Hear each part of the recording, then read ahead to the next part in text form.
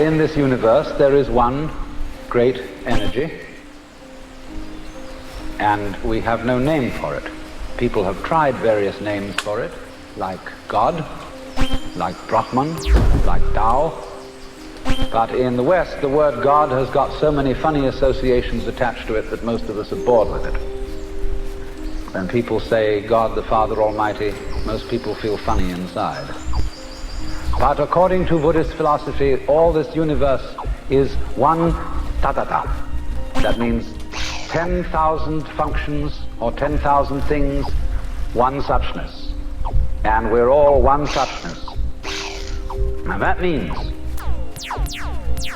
that suchness comes and goes like everything else, because this whole world is an on and off system. As the Chinese say, it's the yang and the yin. And therefore it consists of now you see it, now you don't, here you are, here you aren't, here you aren't. Because that's the very nature of energy, to be like waves, and waves have crests and troughs. Only we, being under a certain kind of sleepiness or illusion, imagine that the trough is going to overcome the wave or the crest. The yin, the dark principle, is going to overcome the yang or the light principle, and that off is finally going to triumph over on. And we, shall I say, bug ourselves by indulging in that illusion. Gee, supposing darkness did win out, wouldn't that be terrible? And so we're constantly trembling and thinking that it may, because after all, isn't it odd that anything exists? It's most peculiar. It requires effort, it requires energy. And it would be so much easier for there to have been nothing at all. Therefore we think, well, since the is side of things is so much effort, you always give up after a while and you sink back into death. But death is just the other face of energy, and it's the rest, the not being anything around, that produces something around, just in the same way that you can't have solid without space, or space without solid.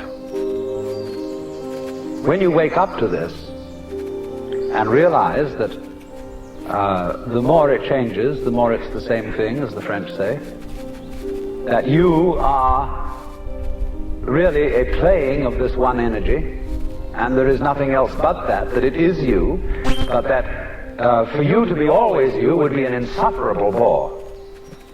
And therefore it is arranged that you stop being you after a while and then come back as someone else altogether.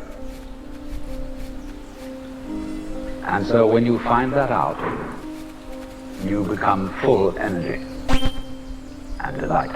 And you suddenly see through the whole sham of things. You realize you're that. We won't put a name on it. You're that. And you can't be anything else. So you are relieved of fundamental terror. That doesn't mean that you're always going to be a great hero, that you won't jump when you hear it bang, that you won't worry occasionally, that you won't lose your temper. It means, though, that fundamentally, deep down within you, you will be able to be human in the pains, difficulties, and struggles that naturally go with human existence.